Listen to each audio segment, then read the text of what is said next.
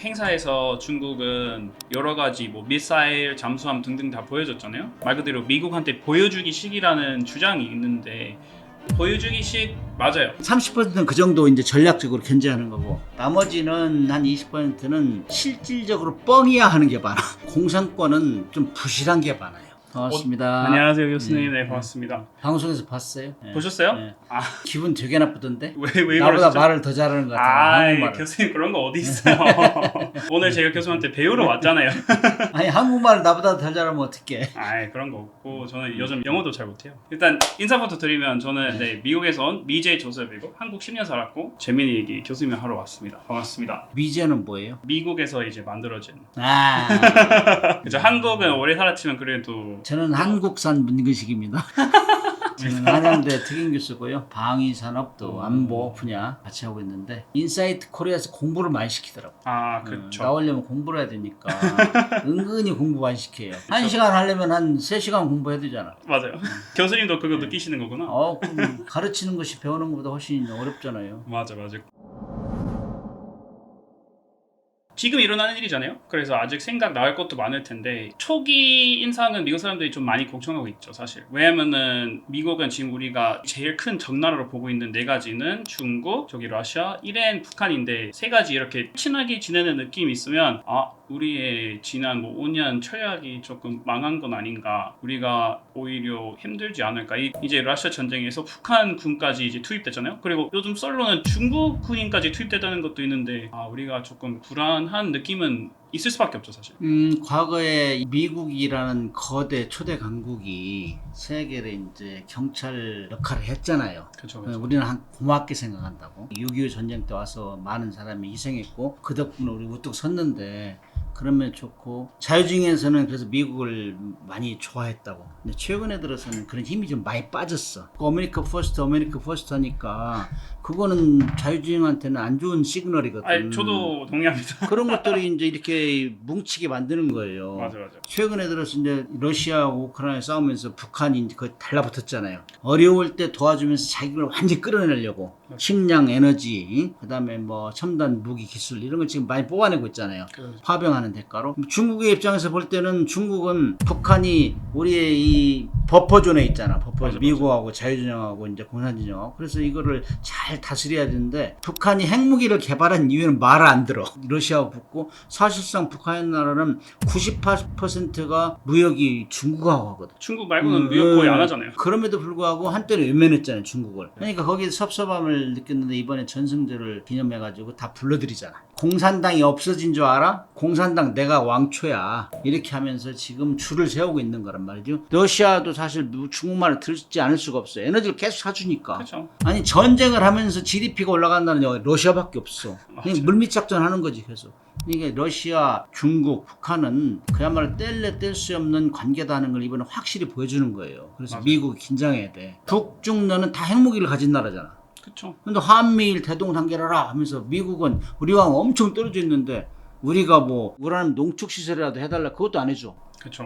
막 잘못된 거예요. 거기 핵무기 가지고 있는데 미국 혼자만 핵무기 가지고 있잖아요. 물론 핵이 확산되는 걸 방지하기 위해서 미국이 맨 선봉에 서 있는 건 사실이에요. 확산 방지를 하기 위해서. 그렇죠. 근데 그렇지만도 이런 구도가 계속 굳어지면은 다 안 좋다 이거죠. 저도 그렇게 느끼고 있어요. 좀 미국인 입장에서 우리가 이거 딱 보면서 우리는 우리 동맹국인 한국, 일본한테 이제 관세로 때리면서 그 사람들한테, 그 국가한테도 나쁜 짓도 하고 있는데 거기에다가 우리 적 나라들이 뭉치고 있다? 미국 국민으로서 저도 불안할 수밖에 없는 상황이죠. 그걸 그렇게 만들었단 말이죠. 원래 이제 1등하고 2등하고 매일 싸우잖아. 그죠. 역사적으로 볼 때. 그래서 미국에서 볼 때는 중국이 차 올라오니까 기분 나빠가 하는데, 한국, 일본을 잘 키워주면서 도와주면서 편을 만들어야 되는데, 여기도 그냥 이렇게 바리케이트 치고 그러면은 이건 정책이 잘못되지 않았나. 이 방송을 트럼프가 좀 봤으면 좋겠는데. 트럼프는 우리 트럼프 칭찬해야 트럼프 한번 보실 거예요. 트럼프에 대한 좋은 얘기하면 그치 저는 좋아 이렇게 하겠죠. 교수님, 이번에 전승절 행사에서 무기 새로 발표됐는데 혹시 그거 보셨고, 그거 보셨으면 어떻게 생각하시나요? 관심 있게 보는 거는 아무래도 무인 잠수정이나 무인 수상 해군 쪽이겠지. 해양 굴기를 외쳤잖아요. 시진핑이 이제 집권하면서 2040년도까지 미국하고 대등한 수준으로 해양력을 키우겠다.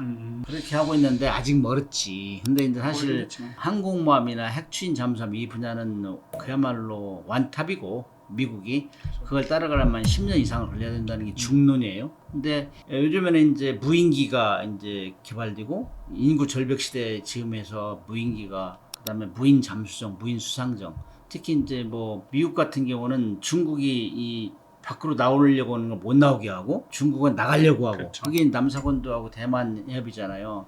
거기서 이제 미국은 엄청나게 항공모함 막강한 전력을 가지고 있기 때문에 그거를 다 대등하게 할 수 없어서 이제 등펑 21, 뭐 등펑 뭐 27 이런 걸 개발하고 있는데 아까 등펑 27도 보이는 것 같은데 극초음속 미사일 이런 것들은 다 항공모함 공격을 위한 거거든. 아, 항공 미국의 항공모함. 그죠. 그래 항공모함 가까이 갈 수가 없어 이제. 등펑 27 이런 것도 5,000km, 8,000km 되니까 대단히 위협적인 존재거든. 그리고 가성비 네, 좋잖아요. 그- 한 미사일로 그 피산 그렇지. 하나 이제 없앨 수 있으니까. 그거 뭐 엄청난 자산을 한 미사일 한 발로 거꾸로 들이겠다 이런 생각을 가지고 있기 때문에 그렇게 하면서 이제 무인기가 개발되고 이제 미사일 전력이 강화되고 그 다음에 밑에 수중에 있는 잠수정까지 이제 개발을 아까 보니까 무인 잠수정이 이제 HSU 100이라는 거하고 뭐 AJX 002라는 게 보였는데 이것들이 지금 미국을 겨냥해서 벤치마킹 따라가고 있어요. 미국에서 제일 잘 나간 게 오르카거든. 그게 한 26m짜리 되고 26m. 거기에는 정찰 장비도 들어있고 때로는 기뢰 탐지도 하고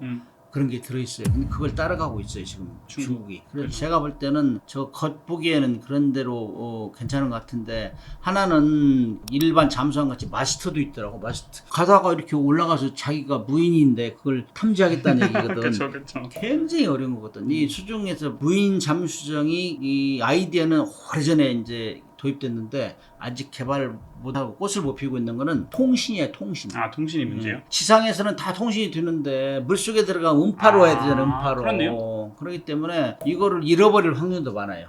그다음에 그래서 자율 항해를 해야 돼. 가다가 예를 들어 가지고 지가 혼자 이제 시간을 정해놓고 너 어디 가서 어떤 임무를 했나 가다가 어망에 걸려 예를 들면은 어망에 걸리면 아 이거 어망이구나 지가 느끼고 피해갈 수 있는 방법을 지가 스스로 개척해. 그래서 AI 기술 이런 게 많이 적용되는데 이런 분야가 지금 아주 많이 못 따라갔어요. 그 다음에 이제 통신도 하려면은 사령부에서 지시를 할 거야. 그거 언제 올라가서 받을 것인가. 그래서 어떻게 정확하게 통신할 거 이런 문제 때문에 개발이 안 됐는데 아무튼 미국이 선두주자고 그 다음에 중국이 따라가는 형국이에요. 우리는 조용히 가고 있지.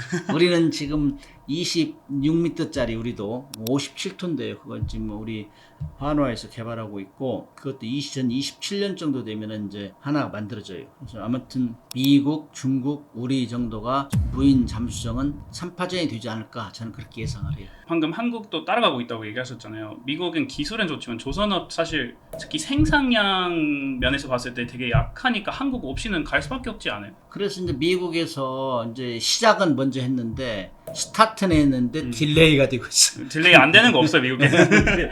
그래서 지금 제가 해군 생활 32년 넘게 했는데 해군 생활하면서 거의 미국을 벤치마킹에 따라갔거든. 보온 장비 앞서가는 무기체계, 아이디어, 전술, 전략 이런 걸 배웠는데 전역하고 나서 한 13년 됐는데 요즘같이 미국에서 우리한테 막 SBS 치는 거 처음 봤어. 그 정도 갈급한 게 그게 이제 조선업이거든.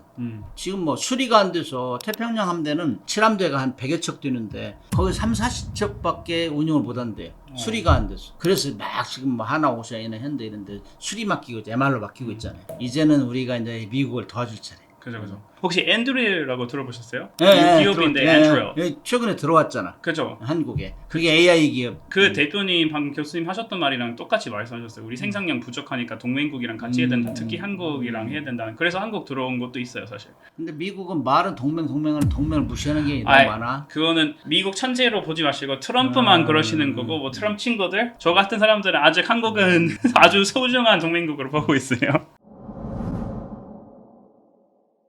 그래서 중국의 뭐 전투함 기술이랑 그런 것들이 아주 좋아졌잖아요. 아주 좋아졌는데 그거 북한한테까지도 전래될 가능성이 있을까요? 북한의 잠수함은 세계에서 숫자는 제일 많아요. 북한이? 다 디젤 잠수함이에요. 아 디젤 잠수함이고 소형 잠수함이고 숫자는 1등. 진짜 몰랐어. 근데 처음에 들어올 때 소련에서 가져왔어. 소련에서 위스키급이라고 1,400톤짜리 가져왔는데 그거를 시작을 했고 그게 1963년도예요. 그 다음에 1970년대 초반에는 중국에서 로미오급 잠수함을 가져다가 그거를 이제 이 역설계하고해서 76년도부터 1976년부터 만들어낸 게 로미오급 잠수함 북한제예요. 북한 아이스 북한 디젤 만들어진 거. 잠수함은 러시아와 중국으로부터 공이 기술을 전수받았어요. 그래서 디젤 잠수함 숫자는 제일 많은데 뭐든지 돈이 없으면 발전이 안 되잖아요. 투자를 할 수 있으니까. 그래서 다 쉬운 말로 구닥다리야.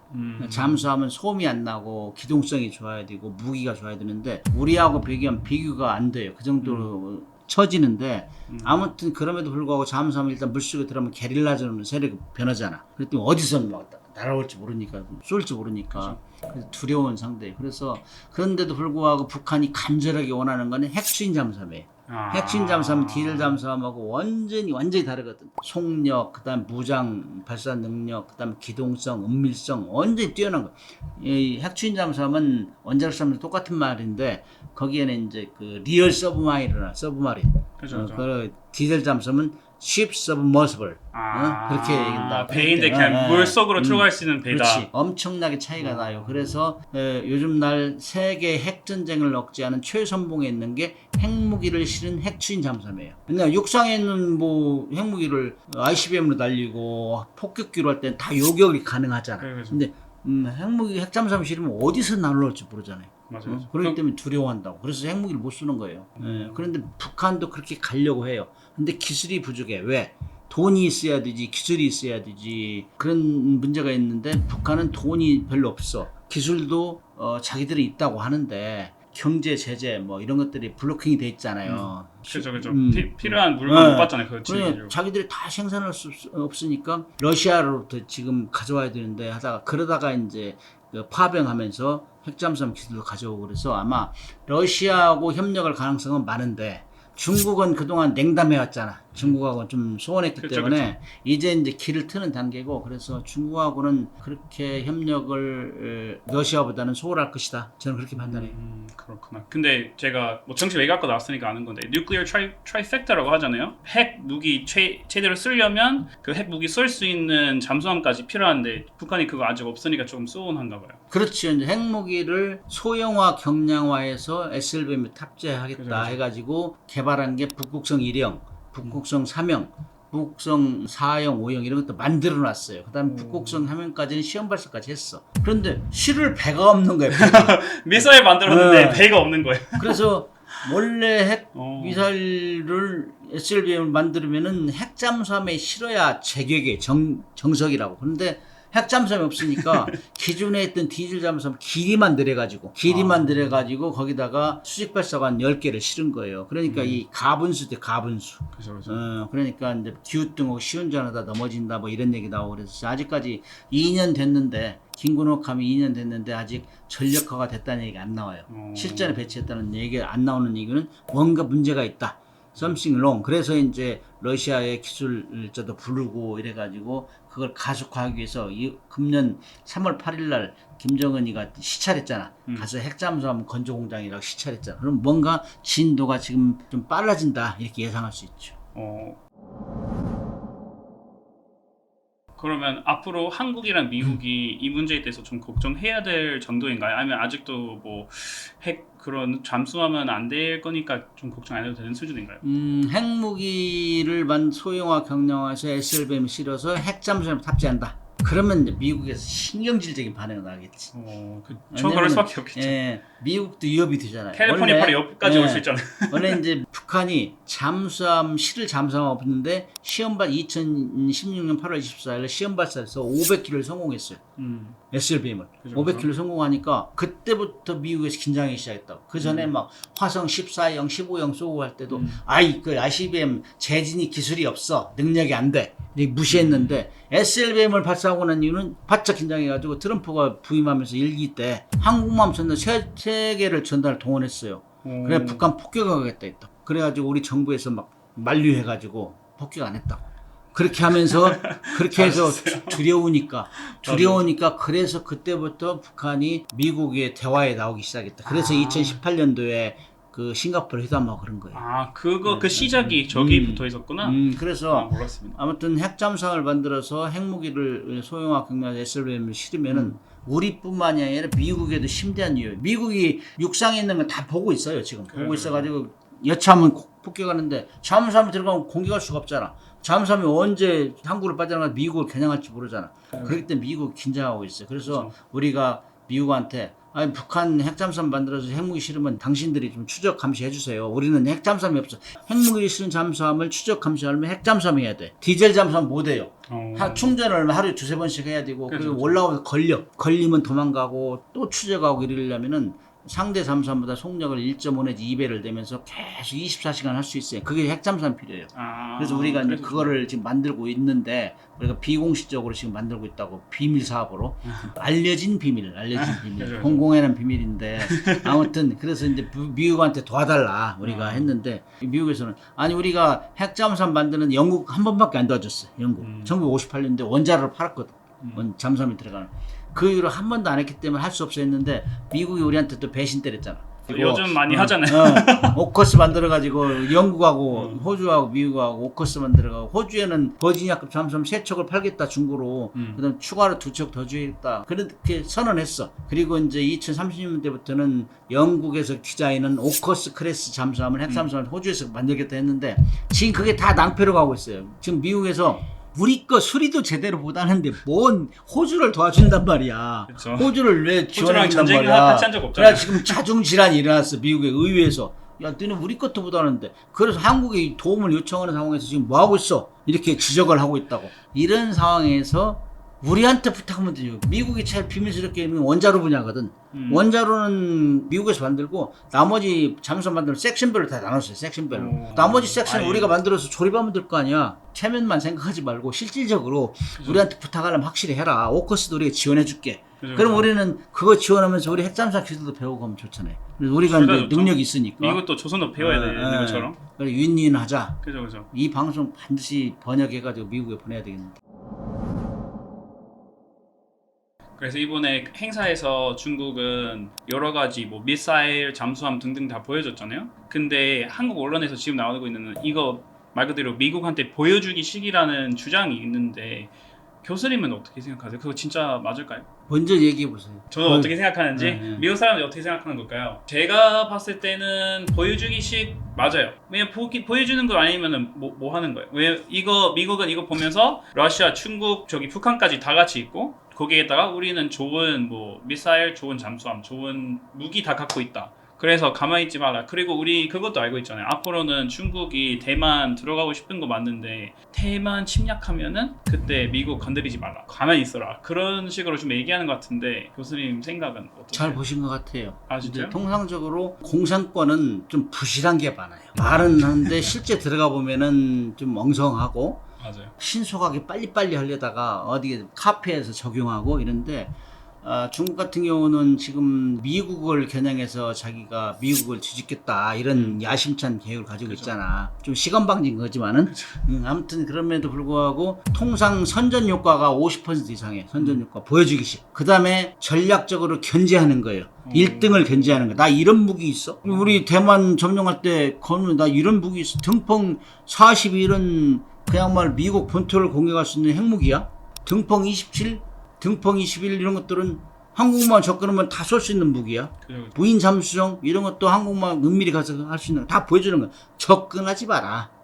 나 적당히 보지 마라. 그런데 한 30%는 그 정도 이제 전략적으로 견제하는 거고 나머지는 한 20%는 실질적으로 뻥이야 하는 게 많아.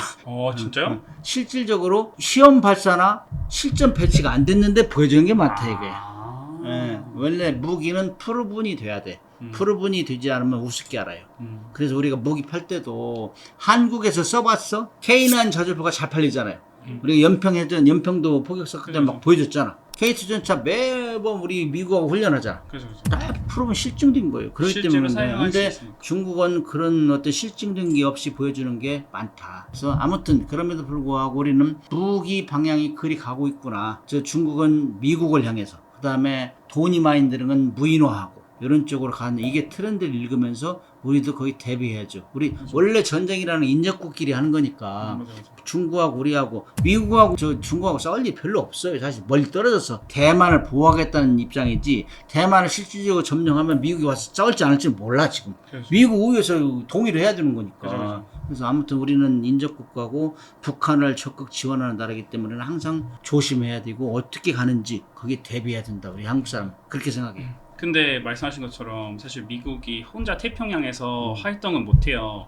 우리가 특히 일본도 그렇고 한국이랑 같이 가야 태평양에서 뭔가 능력이 이제 보여주고 잘 이제 지킬 수 있는데 한국 없이 가면 안 그래서 돼요. 미국 좋아해서 항상 얘기했잖아. 일본은 아시아를 지키는 동북아 전략에서 코너스톤이고 한국은 린치핀이다 그러잖아. 정확하네요. 다 무너지는 거예요. 없으면은 안 보고. 그래서 트럼프는 그렇게 생각하지 않을 것 같지만. 그래서 이제 그걸 교육을 시켜야 돼. 트럼프는 영어를 잘 모르는 것 같아. 기브앤텍도 모르고 코너스톤이 뭔지. 트럼프는 이것만 알아요. 린치핀이 뭔지 이거 잘 몰라. 그래 그건 꼭 가르쳐줘야 돼. 알겠습니다. 가서 말씀드릴게요. 오늘 교수님 너무 재밌었는데 덕분에 앞으로 한미일 그리고 뭐 중국, 러시아, 북한까지 어떻게 될지 좀 생각할 수 있었는데 다음에 다시 좀 바뀌는 게 있을 때마다 와서 같이 얘기하면 좋겠네요. 미국에서 정치인들 잘하는 영어가 또 있어요. 있어요? 같이 갑시다. 근데 말로만 같이 가면 안 되지. 실질적으로 그러면... 같이 가자.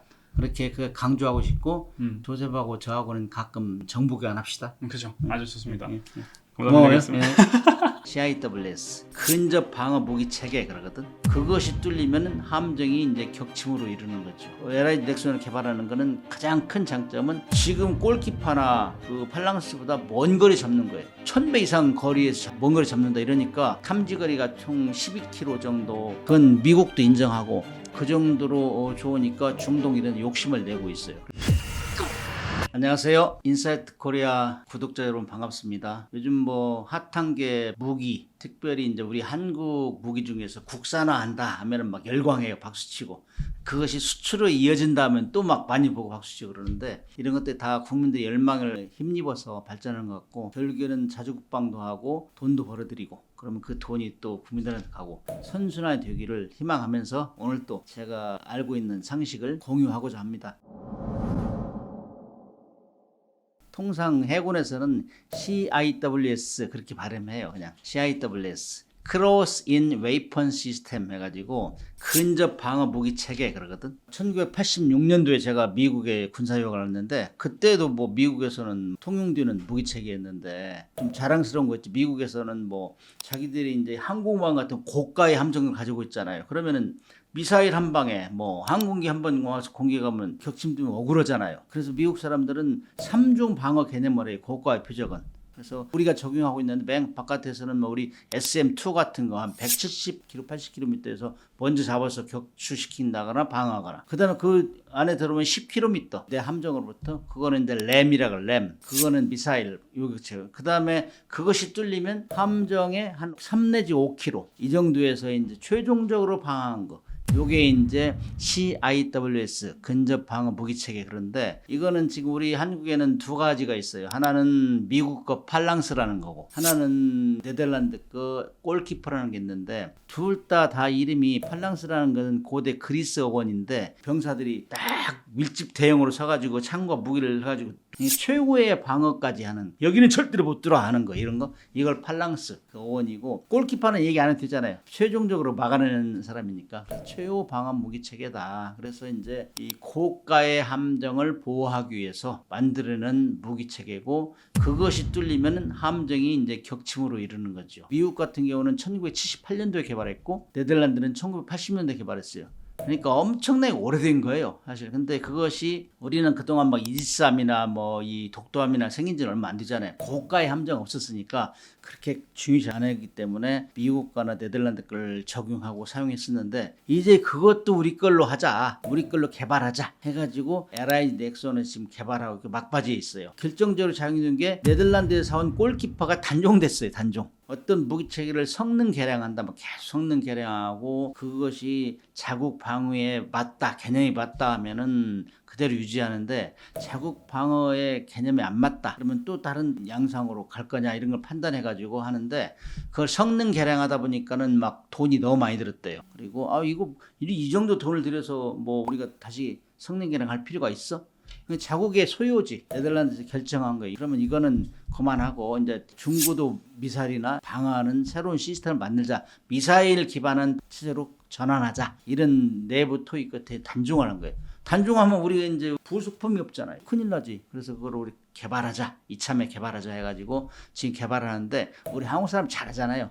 미국 거보다 네덜란드 거보다 더 좋게 하고 있어요. LI 넥슨에서 지금 개발하는데 첫째 이거는 먼저 잡아야 돼. 원거리에서. 근데 LI 넥슨을 개발하는 거는 가장 큰 장점은 지금 골키퍼나 그 팔랑스보다 먼 거리 잡는 거예요. 1000배 이상 거리에서 먼 거리 잡는다 이러니까 탐지거리가 총 12km 정도, 5km, 10km, 12km 정도만 잡아도 되는데 그보다 훨씬 원거리 잡는다니까 일단 먼저 잡는다는 게 중요한 거죠. 위협은 전방에서 오니까 그 다음에 잡아내려면 레이더가 좋았는데 이게 A사 레이더건 A사 레이더 KF-21에서 개발한 거면 이걸만 거기다 적용하는 거예요. 그러니까 더 좋아지고 그 다음에 과학 장비 2호 그 다음에 카메라도 고성능을 달아가지고 먼저 보고 먼저 식별하고 그 다음에 자동적으로 반응하는 반응 시간까지 향상된단 말이에요. 왜 그러냐면은 처음에 개발할 때 미사일이나 항공기를 대상으로 했는데 지금 뭐 무인기 뭐 이런 거 엄청 많잖아요. 잘 잡히지 않는 거. 그렇기 때문에 탐지를 잘해야 되고 그 다음에 먼저 쏴야 되고 반응 시간이 좋아야 되고 이런 것들을 고려하다 보니까는 우리가 이제 독자 개발을 하는 게 낫겠다. 그래서 지금 막바지 개발 단계에 있고 기분 좋은 소식이죠. 그래서 2027년부터 이제 그 양산에 들어가는 거예요. 최종 시험이 끝나면. 우리 한국 사람들은 우리 자주국방도 팔아야 되잖아요. 살려고 하는 나라가 많잖아요. 중동 쪽에는 막 항상 분쟁이 있잖아. 해변도 많고 그러니까 이 CIWS가 함정을 위해서 개발했는데 이제는 해안에도 이렇게 설치하려고 지상 쪽으로 그렇게 되면 해안포 역할도 하는 거죠. 분당 뭐 4,200발 이 정도 나가니까 지금 뭐 팔랑스가 분당 4,500발이고 골키퍼가 4,200발 정도 나가는데 엄청 그냥 기관포 드르륵 하면 막 포탄을 형성하는데 포막 그러니까 이걸 다 방어하는 건데 그 정도로 좋으니까 중동 이런 욕심을 내고 있어요. 그래서 한국에서 개발하니까 우리는 개발비가 싸잖아. 운영비가 이제 싸지잖아요. 그래서 이제 수출을 하면은 좋겠다. 특히 이제 중동 같은 데는 우리 천군 같은 거 많이 사잖아요. 대공 방어를 위해서. 근데 그것이 이제 지상에 있는 근거리에서도 박아낼 수 있는 식으로 해서 지금 살려고 하고 있고 우리 같은 경우도 마찬가지죠. 북한에서 무인기 같은 거 날아오면 잘 안 잡히잖아요. 레이더가 좋아야 돼. 일단 잘 잡아내고 그다음에 근거리 뭐 청와대에 공격하면은 그전에 그래서 이런 여기에도 적용하면 좋겠다. 그다음에 이제 이거 유사한 것이 다음 모델이 이제 레이저로 이제 하는 거예요. 레이저로 이제 쏘는 거예요. 근거리 녹여버리는 거. 무인기 같은 거 건 그 레이저를 쏴가지고 기능을 마비시켜 버리는 거죠. 그래서 이제 CIWS는 그런 개념이에요. 그래서 요약하면은 고가의 함정을 최후에 방어할 수 있는 무기체계다. 그러나 그동안은 미국 거하고 네덜란드 거 의존해서 수입했었는데 네덜란드가 이제 단종하면서 이참에 우리 거를 개발하자 해가지고 독하게 밥먹고 LIG에서 개발해서 국방과학연구소 같이 개발해가지고 지금 최종 뭐 전자기 시험까지 다 끝나고 양산형 공장까지 만드는 걸 기공식을 했어요. 그래서 2027년까지 모든 걸 테스트하고 양산에 들어간다. 이런 기쁜 소식을 전하게 됩니다. 그러면 오히려 그 단종 소식이 한국 방역에서는 전화위복이 된 거네요. 그렇죠. 위기는 기회다. 이런 대표적인 사례죠. 우리가 국산화를 많이 하고 있는데 경제적으로 성과가 있어야 돼요. 개발했는데 이거 팔지도 못하면 이거 좀 우리가 억울하잖아요. 이런 차원에서 잘 개발하고 있다 이렇게 평가를 하고 있어요. 한국이 잘하는 것 중에 하나가 빨리 만들어내요. 인건비도 미국이나 네덜란드에 비해 싸잖아요. 인건비. 그래서 우리가 낮은 가격에 빨리 만들어내는 거. 그 다음에 우리 한국 사람 배달의 민족이라고 하잖아요. 배달을 잘하잖아요. 배달을. 적기에 납품하고 그러기 때문에 많이 인기가 있으리라 저는 확신합니다. 미국 팔랑스 거가 일단 발사 속도 분당 4,500발이고 이건 4,200발이고 그러니까 차이가 좀 나는데 미국 거는 좀 근거리예요. 1.5km 정도. 그게 좀 취약하고 네덜란드 거는 1.5에서 한 3km 이 정도에서 막으려니까 좀 효과적이다. 그런데 미국이 이제 한 20몇 개국에 이제 수출한 거고 네덜란드는 한 7, 8개국 이 정도 되기 때문에 아무래도 많이 팔린 것이 성능이 좋고 일단 신뢰성이 있다. 가격이 좀 쌀 수도 있고 양산하면 가격이 싸잖아요. 그런 면에서 좀 비교가 됐죠. 근데 우리는 이제 주로 팔랑스 같은 경우는 전투함, 주력 전투함, 이지스함이라든지 뭐 호위함 이런 데 주로 했고, 골키퍼 같은 경우는 주로 이제 지원함, 뭐 독도함이나 마라드함 이런 데 주로 적용했어요. 근데 이제 미국 거하고 네덜란드 거를 한국에서는 CIWS1이라고 해요. 1. 지금 이제 우리가 만드는 건 2. 기존에 있는 거는 너는 1 모델 1이야. 이거 우리는 2를 만들겠어. 이렇게 해가지고 추진하고 있죠. 해군 전력 하면은 입체 전력을 가진 해군을 상위권으로 봐요. 입체 전력이라면은 3차원 해군에 항공기가 있어야 돼. 항공 해상 초계기 있잖아요. 그 다음에 수상하면 이지스 구축함을 비롯해서 수많은 함정이 기동하고 있잖아요. 물속은 잠수함이다. 이제 제가 사관학교 졸업할 때까지 잠수함이 없었어요. 그러니까 제가 81년도에 졸업해서 90년도에 첫 잠수함을 가졌으니까 한 9년 정도는 잠수함이 없었죠. 그래서 잠수함이 없는 해군은 절름발이 해군이다 이런 얘기를 했었어요. 절름발이 해군. 왜냐? 입체적으로 돼야 되니까. 잠수함 물속에서 공격하는데 한 방 쏘면은 배가 그냥 그대로 두둥강이 나잖아요. 머리 한 발로. 함포는 막 여러 발 쏴야 돼. 배 격침시키려면. 항공기도 마찬가지고. 근데 잠수함 가서 어리 한 방에 딱 가운데 맞추면은 딱 부러져가지고 가른져 버리잖아요. 그래서 잠수함 무서워하는 거거든. 한국 해군에서는 잠수함을 가지려고 엄청 노력했어. 제가 졸업하고 나서부터 얘기 들은 얘기가 30년 수건 사업이다. 가지려고 노력했다 이거지. 해군에서 잠수함. 그런데 미국에서 우리가 다 해줄 테니 뭐 가져. 정중하게 거부를 했는데, 미국이 이제 1990년대에 들어서는 자기들은 핵잠수함만 갖겠다. 디젤 잠수함 필요 없다. 이렇게 하면서 디젤 잠수함을 가져가려면 가져가. 그러니까 아니 그거 내일 뭐 단종될 건데 이제 우리가 골치 아프잖아요. 그래서 노 하고 이제 우리가 독일, 이태리, 프랑스 세 군데하고 경합을 시켰어요. 이런 잠수함 살려고 한다 했는데 독일 거가 그 당시에 11개국에 40여 척을 수출했었어요. 그 당시에 1980년도 말 90년대. 그래서 보니까 많이 팔린 데가 신뢰감 있을 거 아니야. 안정적이어야 되는데 우리 처음 운영하는데 일단 안정적인 걸 해야지. 그래서 이제 독일 거를 우리가 이제 채택을 했어요. 샀어요. 그리고 나서 우리 한국 사람들은 빨리빨리 문화가 또 습관화되어 있기 때문에 한 50 몇 명이 가가지고 조선소 요원, 해군 요원 해가지고 OJT를 받아서 언더잡 트레이닝 현장 직무 실습을 받으면서 잠수함 타는 사람으로 갔고 승조원으로 갔고, 그 당시 대우조선소에는 여러 이제 기술자들이 갔어요. 저는 타는 사람에도 불구하고 작업복 입고 독일 사람들이 배 만드는 밑에 있잖아요. 그 바닥에 막 기어가면서 다 도면으로 확인하고 파이프가 어떻게 가는지 전선이 어떻게 하는지 확인하고, 그렇게 해서 이제 훈련을 받고 대우조선 해양 사람들도 엄청나게 괴롭혔어요. 이 독일 사람들을 알려달라 뭐. 이 사람이 가서 물어봤는데 금방 옆에 사람 물어보는 거예요. 짜증날 정도로. 한국 사람들이 거기 가서 제일 열심히 한 게 정보 이제 얻어내는 거. 그 다음에 야근을 많이 써. 한국하고 한 8시간 차이 나는데 한국에 이제 보고를 하려면 시간을 맞춰야 되잖아요. 새벽이면 여기는 한국은 낮이고, 그러니까 거기 맞추다 보면 야근을 많이 써. 그래서 한국 사람들이 독일 조선소의 전기를 제일 많이 쓴, 그때 당시에 제가 거기 갔을 때 한 7개국에서 인수하러 잠수함 사러 왔었어요. 이스라엘을 비롯해 남미 뭐 이런 데 왔는데 한국 사람들 전기를 제일 많이 쓴다. 야근을 많이 했다는 게. 그 다음에 복사지를 제일 많이 썼어. 복사지 금방 카피해주는데 또 달라고 그러는 게 다른 사람이. 이런 열정적인 노력 덕분에 빠른 시간 내에 우리가 잠수함 건조 기술을 터득했어요. 그래서 1200톤짜리 첫 번째 배는 독일에서 언더잡 트레이닝을 거쳐서 그걸 하나 가져왔고, 두 번째부터 9번째까지는 이 대우조선해양에서 만들었어요. 그러니까 원자재를 사다가 조립 생산하는 거예요. 조립 생산하면서 수리도 하고 뭐 이렇게 훈련도 하고, 이림팩 갔다 오면 훈련 또 반영하고 막 이런 피드백을 많이 했어요. 그래서 승조원 요구사항 해가지고 승조원들 배 운영하다가 이것 좀 고쳐달라 하면은 이제 그거를 조선소 주면 조선소도 고치고, 그래서 독일에서 만든 것보다 성능이 더 업그레이드 됐어요. 우리가 그냥 독일 사람들로 기분 나쁘지. 리엔지니어링 역설계를 하면서 1990년대 첫 배가 들어왔고 쭉 2000년도까지 아주 순탄하게 9척이 이제 됐고, 독일에서 인도네시아 잠수함을 팔았는데 그 배를 정비를 우리한테 와서 했어요. 독일까지 가려면 멀잖아요. 그래서 깨끗하게 고쳐주면서 또 노하우를 습득하고, 그런 게 굉장히 스트롱 포인트죠. 그래서 그렇게 하면서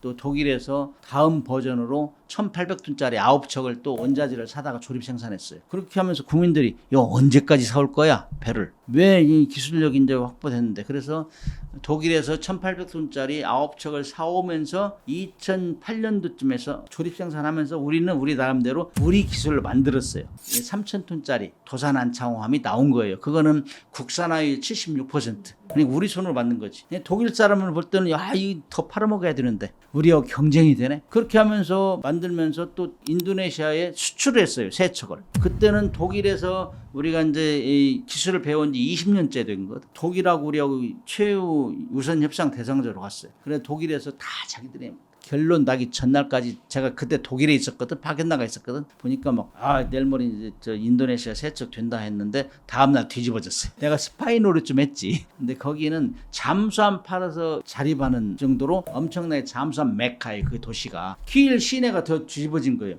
야 잠수함을 한국에 줬단 말이야? 근데 EU에서 조사하라겠어. 조사하라고. 야 어떻게 해서 줬어? 조사해.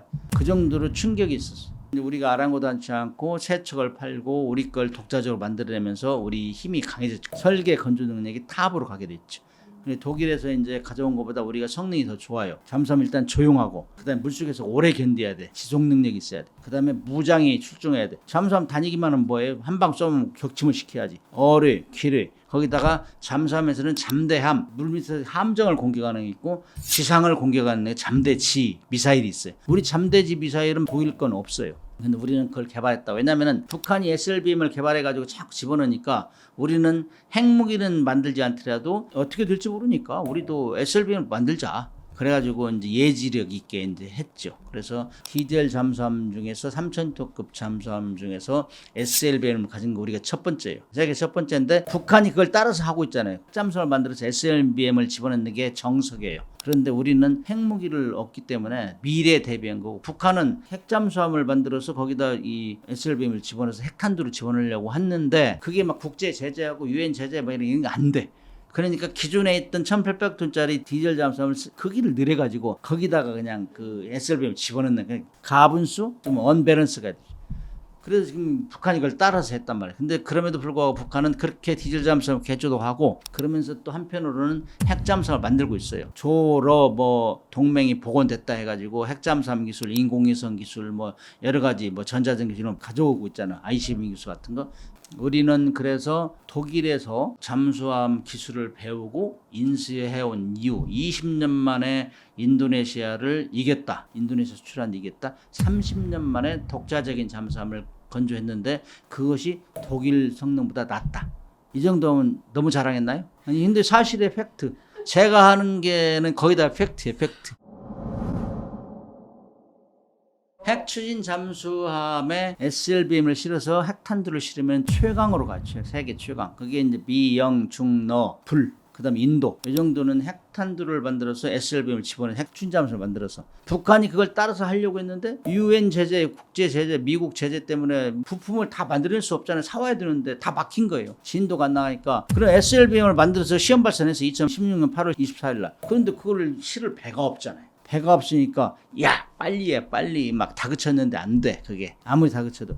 그래서 기존에 있던 디젤 잠수함 1800톤짜리를 개조해가지고 거기다 이제 집어넣어서 한 게 김군옥함이에요. 김군옥 영웅함이라고 하는데 그걸 해가지고 2023년 9월 6일날 진수를 했어요. 불에 띄웠어요. 그러면 우리 같은 경우는 진수하면 통상 1년 내에 다 전력화가 돼요. 다 시험평가하고 물이 새는지 균형은 맞는지 그다음에 최대 속력을 어떻게 나는지 그다음에 뭐 음파 탐지는 잘하는지 무장 발사는 잘하는지 다 한번 해봐야 돼요. 오케이 하면 이제 실제 작전에 투입되는 건데 2023년 9월 6일이면 지금 뭐 내일 모레면 이제 2년 조용하잖아요. 그 전에 간간히 들려오는 소식은 시운전하다가 배가 엄청나게 기울었다.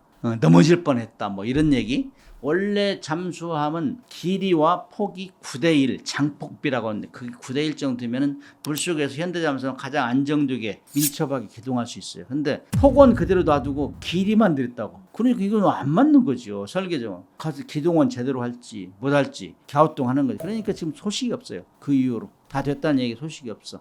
그러나 다 되지 않더라도 거기다가 SLBM을 핵탄두를 집어넣어서 일단 물속에 집어넣으면 일단 물속에 집어넣으면 우리한테 엄청난 위협이 되는 거예요. 미국도 위협이 되고. 그 잠수함이 움직이는 용도가 아니라 그냥 그럴 수도 있죠. 하도 선전을 잘하는 나라니까 나가서 뭐 하고 왔다. 뭐 우리 시운전 오케이 했다. 이렇게 할 수 있는데 인공위성으로 다 잘 보고 있으니까 거짓말을 못하는 거예요. 요새는. 옛날 같은 거짓말 엄청 잘했지. 근데 요즘에는 거짓말을 잘 못하는 거예요. 그래서 지금 조용하고 있지 않나 이렇게 생각이 들어요. 제가 2002년도 림팩 갔다 왔어요. 나대용 함장 시절에. 그래서 잠대함 미사일을 처음으로 쐈어요. 잠수함에서 수상함정을 공격하는. 성공했는데 정말 긴장 많이 했어요.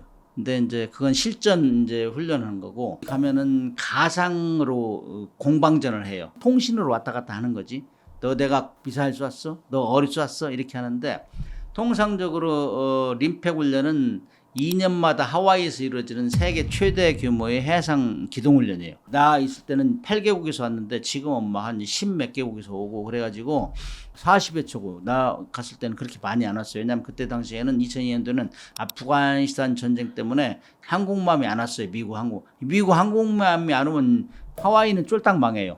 그 특수가 있거든. 특수 항공모함은 뭐 승조원이 5, 6천 명에다가 거기 따라다니는 배가 있잖아요. 그러니까 한 10,000명 이상이 몇 주 동안 하와이 시내를 쇼핑만 하면 엄청나게 특수가 있는데 하와이 주민들이 다 삐져 있더라고. 그때 안 오니까 장사가 안 되잖아요. 그래서 그때 당시 그런 경험이 있는데, 가면은 공방전을 해. 청군 홍군 나눠서 공방전을 한다고. 그리고 이제 잠수함에 특정 구역을 주고, 미국 잠수함에 특정 구역을 주고 항공모함이 쭉 기동해주고, 그렇게 하면 청군 홍군 나눠서 하는데, 디젤 잠수함 같은 경우는 특정 구역을 줘요. 왜냐하면 기동성이 약하잖아. 핵 잠수함은 막 활보고 다닐 수 있는데, 디젤 잠수함은 뭐 전속으로 다니면 1시간이면 깡통돼. 배터리 아웃이 되니까 물 위에 올라와야 돼. 그런데 이제 이 디젤 잠수함 그 구역을 주고 항공모함 전에 쭉 가까이 가줘요. 가주면 그때부터 모의 전투가 일어나는데, 이런 상황을 묘사를 한다. 시뮬레이션 한다고. 전투 원칙이 공자와 방자, 그 다음에 엄파이어가 있어요. 심판이. 동쪽에다 쏘고 서쪽에다 쐈는지, 지금 쏜 게 맞았는지, 그런 거를 하려면은 훈련이 끝나고 나서 훈련 로그라 기록, 그걸 다 종합해가지고 분석을 해야 돼요.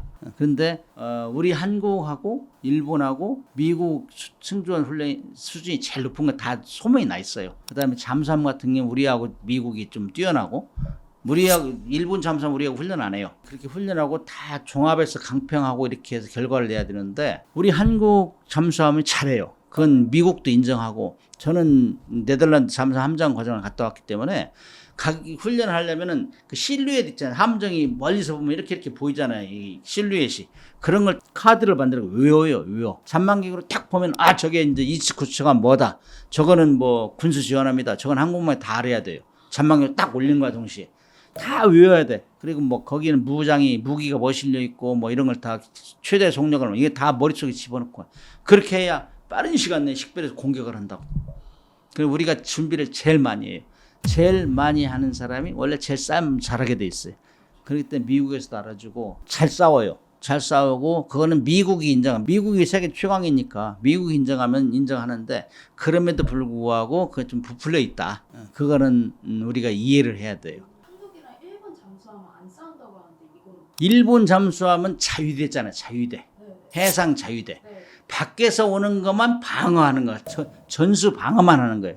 그렇기 때문에 외국 해군단하고 훈련을 잘 안 해요. 최근에 좀 늘어났지만은 이제 법을 바꾸면서 싸울 수 있는 군으로 만들겠다. 뭐 그다음에 평화헌법 뭐 구조를 바꾸겠다. 뭐 이렇게 해가지고 좀 늘어났어요.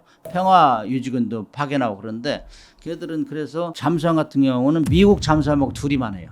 잠수함 훈련도. 그 정도 이제 노출이 안 된다고. 노출이 법적으로 안 하게 됐기 때문에 안 해요. 한일 간 충돌이 생겼을 때 좀 한국이 알기 어렵지 않을까요? 상호 교환 방문을 해요. 함정을. 그러니까 일본 함장하고 얘기해가지고, 저도 일본 배 우리 승조원들 가서 봤고, 일본도 우리 와서 보고, 호주 잠수함도 서로 상호 방문했는데, 우리 잠수함하고 일본 잠수함하고 정비하는 수준, 정리정돈을 하는 수준이 비슷해. 관습을 좀 많이 이어받았잖아요, 사실은. 근데 우리가 이제 전투는 더 잘하고, 왜냐면 우리는 북한하고 매일 경쟁하고 있잖아요. 우리가 더 잘하는데, 잠수함이 평소에 하는 일은 음파를 따야 돼요. 은밀히 가서 음파 녹음하고 이래야 되는데, 일본은 접촉할 일이 별로 없으니까 그런 건 좀 자료가 불충분하죠. 그래서 미국하고 우리하고는 서로 정보 교환도 하고 그러는데 일본하고는 별로 없어요. 그런 점은 일본하고 우리하고 싸울 일이 있을지는 모르겠지만은 그런 걸 대비해서 이런 질문 처음 하시는 것 같네. 그래서 그 일본하고 우리하고는 수상함정은 간간히 구조훈련 이런 건 하는데 아주 국민적인 정서가 안 좋아가지고 일본하고는 하기 힘들어요. 그러나 이제 만약에 전투한다면은 전투 기미가 있다 하면은 미리 가서 이제 확보해야지. 그런 미리 물밑 작전을 해서 다 수집을 해야지. 해병대가 필요하냐 필요하지 않느냐 이런 얘기를 많이 하는데 바다에서 육지로 가는 게 쉬운 게 아니거든. 짐 메고 뭐 이런 것들 훈련을 평상시 해야 돼요. 인천 상륙작전이 대표적인 케이스죠. 그 적의 중심을 끌어들이는 거예요. 특히 북한 같은 경우는 병력이 많잖아요. 많기 때문에 그 병력 분산시켜야 돼요. 동쪽에서도 상륙작전을 할 수 있는 가능성. 해병대는 그래서 전략부대라고. 전략부대. 해병대가 있다 하고 없는 것도 천지차이에요. 안녕하세요. 인사이트 코리아 구독자 여러분 반갑습니다. 이런 얘기를 해군 출신이 얘기하면 제일 기분 나쁘게 생각해요. 육군들이. 네가 뭐 안다고 육군 얘기를 하느냐 비판하는 사람이 있는데, 사실 전쟁이라는 거는 역사적으로 보면 땅 뺏기에 땅 뺏기. 그죠? 영토 전쟁이었잖아. 그래서 옛날에는 기만 꽂으면은 징기스칸 같은 사람이 싸움 잘했어요. 가면서 자기 세력을 구축하면서 이제 영역 표시를 한 거잖아요. 그 당시에는 그 땅 따먹기 쉬운 말로 하면은 그렇게 되는데, 그렇게 하려면 당연히 육군들이 해야지. 육군들이. 해군이 갈 수는 없잖아. 현대전은 해공군의 전쟁이다 이렇게 얘기하는 사람이 많아요. 왜냐면은 가장 가까운 게 이라크전 때는 해공군에서 처음에 전자전기 가서 무력화시키고, 그 전에 물론 사이버전이 이루어졌지만 무력화시키고, 공군기 가서 폭격하고 레이더 시설 이런 거 무력화시키는 거예요. 그 다음에 이제 해군에서 항공모함에서 항공기에 달라서 폭격하고, 잠수함이나 이런 데서 미사일 공격하고 다 초토화 시킨 다음에 육군이 맨 마지막에 가서 깃대 꽂았잖아요. 이라크전. 그게 대표적인 게. 해군이 갈 수는 없으니까. 그래서 전쟁을 끝내는 건 육군이다. 시작은 해공군이 다 장하겠지만. 그래서 육군이 없으면 안 돼요. 그 다음에 전쟁지에 들어가면은 막 아수라장이잖아요. 아수라장. 주민도 보호하고 관리하고 민군작전이라고 하는데, 그런 걸 하려면은 거기에 이 익숙된 사람들이 해야 돼요. 육군들이. 그 다음에 요즘에는 또 육군들이 자기 혼자 싸우는 게 아니고 해공군의 힘을 다 받아요. 뭐 사이버전도 해야지, 전자전도 해야지, 다 연락한다고. 너 여기 쏴라, 여기 쏴라. 뭐 여기 공격한 게 어떻게 됐다. 다 결과를 얘기해주고. 그렇게 하면서 어떻게 어디다 효과적으로 전력을 투입할 것인가 이런 것도 다 결정. 그리고 네트워크 그런 역할을 해줘야 돼요. 옛날에는 육군들이 가서 육박전 했잖아. 6.25 때는 막 치고 받고 총검술도 하고. 요즘은 총검술 안 하잖아요. 다 미사일로 쏘잖아요. 미사일로 원거리에서. 그리고 나서 확인하고. 그 다음에 이제 요즘엔 뭐 무인기 이런 것들이 발달돼요. 그런 것들이 먼저 가서 다 공격하고. 그러나 이 모든 전쟁에서 승리라고 판정 지으려면은 육군이 가서 정리정돈을 하고 깃대를 꽂아야 된다. 그러나 옛날같이 육박전 뭐 이런 건 안 하기 때문에 최첨단 무기로 하잖아요. 미사일로 하고 전자전으로 하고 그 다음에 무인기로 하고 그러기 때문에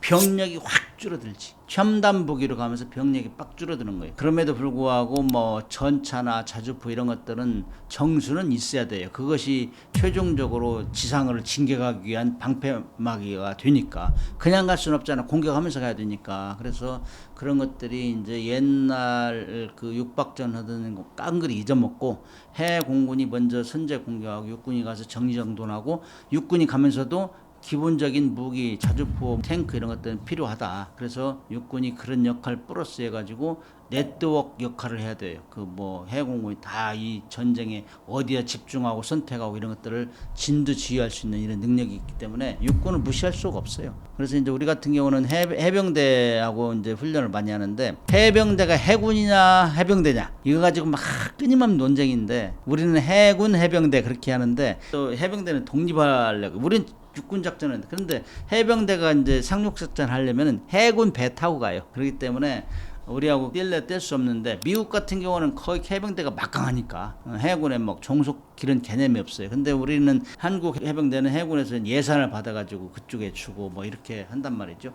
그렇기 때문에 끌 수 없는데, 과거의 해병대 같은 경우는 돌격작전이 별미잖아요. 종점이잖아요. 돌격해가지고 이제 작전할 수, 배 싣고 가서, 그때가 제일 위험해요. 지상에서는 막 저항할 거 아니야. 정보 알아가지고 배 공격하고 들어온 사람 막 총으로 쏘고 할 거 아니야. 그렇기 때문에 해병대도 그 전력 손실이 많죠. 그래서 요즘에는 그런 것들을 뭐 사이버전으로 적 무력화시키고 그다음에 전자전으로 레이더 시설 마비시키고 무인기로 가서 먼저 공격하고 무인기로 공격한 결과를 사진 찍어서 또 보내고 이런 작전이 이루어지기 때문에 그렇게 많은 인원이 필요 없다. 이 해병대도 마찬가지예요. 그래서 해군하고 해병대하고는 밀접한 관계지만 그것이 무인화가 가속화되면서 전쟁 양상이 바뀌고 있다. 이렇게 이해할 수 있죠.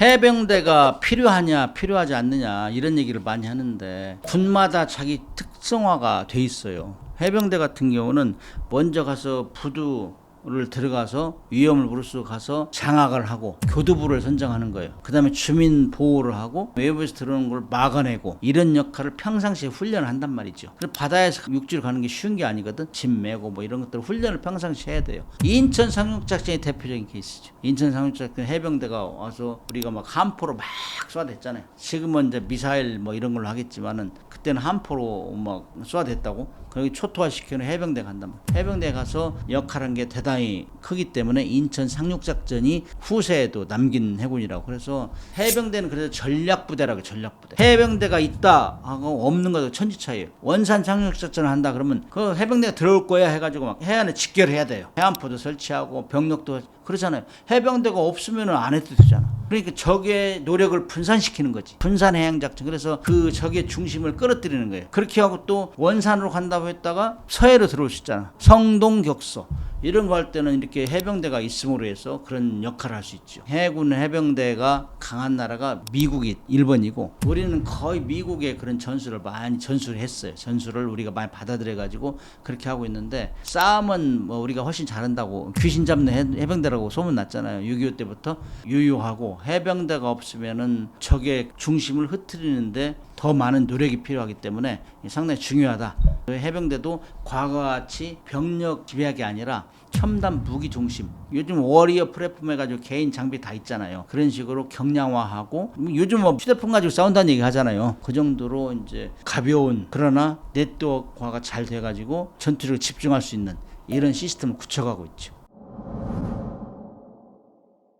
저 현역 씨 잠수함을 졸업했기 때문에 잠수함은 처음 설계해서 이제 시운전까지를 인수함장이 해요. 인수함장. 조선소 가서 이때가 이제 배에 숨결을 불어넣는다 이런 얘기를 해요. 배가 이제 깡통이 이제 돌아다니기 시작하는 거니까 이름을 지어가지고 돌아다니시키는 나대용 함장 있는데 나대용 장군이 다시 환생한 거지. 그래서 명명식 되면은 인수해가지고 그때부터 훈련하고 뭐 시운전하고 이런 것도 다 하는데 이 잠수함은 최대 작전 심도가 있고 최대 자망 심도가 있어요. 최대 작전 심도라는 건 거기까지 250m다 그러면은 250m까지 작전해 이게 정해져 있어요. 근데 최대 자망 심도라는 거는 작전 이후에 그 배가 얼마만큼 수압에 견딜 수 있는가 이걸 테스트하는 거예요. 그걸 최대 자망 심도라고 하는데. 최대 자망 심도가 300m다 하면은 이 배는 태어나서 딱 인수할 때 한 번만 거기까지 들어가 한 번만. 왜 그러냐면은 최대 자망 심도까지 들어가면은 배가 막 쭈그러들어요. 쭈그러들기 때문에 설치된 케이블이나 그다음에 이 파이프나 이런 것들이 쭈그러들면 이탈된다고. 그래서 그거를 최대 자망심도 갔다 오면 다 다시 체크를 해야 돼. 정상적으로 만들어 놔야 돼. 그렇기 때문에 그건 한 번만 해, 한 번만. 그래서 이때는 그야말로 천천히 들어간다고 많은 걸 체크하면서 50m 들어가서 다 물 새는가 체크하고 100m 들어가 물 새는가 체크하고 그 다음에 장비가 정상 작동되는 확인하고 그 다음에 150m, 200m 천천히 들어가 최대 자망심도가 예를 들면 300m를 하면은 거기까지 들어갈 때까지는 쭈삣쭈삣 서요. 갑자기 어디 터져가지고 물 들어오면 어떻게 할까? 물 들어오면 다 죽거든. 그래서 엄청나게 긴장을 하지. 그렇게 하면서 들어갔다 오는데 들어갔다 오면은 그날은 축하 파티래. 축하 파티. 아 살아 돌아왔다. 그래서 축하 파티를 하는데 그 맥시멈 다이빙 뎁스 그래요. 최대 자망 영어로 맥시멈 다이빙 뎁스 그런데 승조원들이 술 먹으면서 하는 얘기는 맥시멈 드링킹 데이 그런다고. 술 엄청 먹어요. 술. 살아 돌아왔기 때문에. 그때가 이제 제일 긴장된 때고. 하와이에 2002년도에 이제 림팩훈련을 갔는데 그때 이제 제가 나대용 함장에 있는데 처음으로 잠대함 미사일을 쐈어요. 그래가지고 72m 이격된 군수 지원을 마쳤는데 그거를 하려면 이제 전투 체계 그거를 사격 통제 체계라고, 그거는 독일에서 만들어 왔어요. 근데 그걸로 쏘는 하품 미사일은 미국제예요. 그러니까 쏘려면은 한국 사람이 운용하고 전투 체계 감독은 이제 처음 하는 거니까 독일 사람이 와서 봐야 될 거 아니에요. 미사일은 미국 사람이 와서 봐야 될 거 아니에요. 이게 잘 날아가는지 뭐가 문제인지. 시험 발사니까 이제 우리 한국에 처음으로. 근데 아침에 가서 미사일 실로 들어가서 테스트를 하는데 안 되는 거예요. 테스트가 뭐가 안 되는지를 모르겠어. 그래서 아침 8시에 들어갔는데 오후 4시경까지 막 찾고 그랬어. 근데 그걸 TA라고, 테크니컬 어시스턴트 해가지고 독일 사람, 미국 사람이 왔는데 이거는 잘 못 찾아내는 거야. 근데 우리 승조원이 찾아냈어. 승조원이. 우리 승조원이. 그래가지고 그러니까 염치 없으니까 미국하고 독일 사람들이 he has a magic hand 그러는 거야. 얼마나 염치 없으면 그러겠어요. 자기들 못 찾아내. 그 8시간 정도를 정말 피말리는, 예를 들어가지고 한국에서 제가 함장으로 갔는데 그거 장비가 잘못돼 못 쐈다 그러면 뭐 기계적인 문제를 탓하는 게 아니라 함장을 탓할 거 아니에요. 너 가서 그것도 못했어? 그러면 저는 이제 어장 나는 거지. 그런 게 긴장된 거 있었어요. 그 다음에 뭐 네덜란드 잠수 함장 갈 때 힘들 거 이런 것도 여러 가지 있는데 그거 아마 3박 4일 해야 되니까 이 정도로 하고 다른 얘기 합시다. 아무리 이제 무인화가 되고 장비가 첨단으로 가더라도 해군 해병대는 일정 수의 병력이 필요해요. 어떤 지역을 확보한다든지 거기서 영역을 표시하고 차기 작전으로 나가기엔 준비 이런 거 하려면은 해병대가 반드시 필요하다. 그다음에 해병대가 개인 무장하는 거 이런 건 좀 경량화되고 이런 경향이 있지만은 보병을 완전히 없앨 수는 없다. 해병대를 그렇게 생각하고, 특히 북한 같은 경우는 병력이 많잖아요. 많기 때문에 그 병력 분산시켜야 돼요. 동쪽에서도 상륙작전 할 수 있는 가능성, 서쪽에도 상륙할 수 있는 가능성, 이런 걸 항상 남겨놔야 그 전력을 분산시키고 노력을 집중을 방해할 수 있죠. 이런 면에서는 필요하다. 그리고 해병대뿐만 아니라 보병 마찬가지. 보병도 최후의 전쟁을 종결을 선언하는 건 보병이고, 그런 면은 무시할 수 없다. 그렇게 생각해요. 갈수록 이제 심화되는 거는 우리가 이제 인구 절벽도 있고, 그 다음에 첨단 무기 발전 개발 이런 것 때문에 병력은 줄지만은 그런 무기는 첨단 무기로 무장할 것이다. 이렇게 전망하죠.